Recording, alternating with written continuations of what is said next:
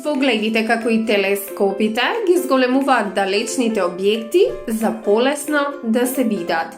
Да се зголеми е да се направи нешто да изгледа поголемо.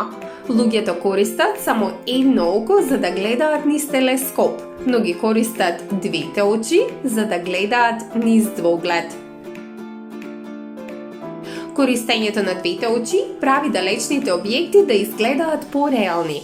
Повеќето двогледи содржат низа леки и призми. Леките се кругови од заоблено стакло. Призмите се парчиња стакло со неколку рамни страни. Леките и призмите го менуваат правецот на светлината што минува низ нив. Леките и призмите заедно ја менуваат сликата на објектот што се гледа. Кога некој гледа низ двоглед, светлината влегува низ леќата, наречена објективна леќа во секоја страна. Објективните леќи ја превртуваат сликата што се гледа наопаку. Тогаш светлината поминува низ призмите. Призмите ја свртуваат сликата од десната страна нагоре и ја рефлектираат кон окуларите. Конечно, светлината поминува низ окуларите во очите. Леките во окуларите прават сликата да изгледа поголема. Прстенот сместен помеѓу окуларите му овозможува на корисникот да го прилагоди фокусот на двогледот.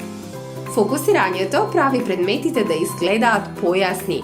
Прстенот работи така што го менува растојанието помеѓу окуларот и призмите. Постојат различни јачини на двогледите. Двогледот со голема моќност може да направи далечните објекти да изгледаат 6, 8 или дури 10 пати поголеми отколку што на вистина се.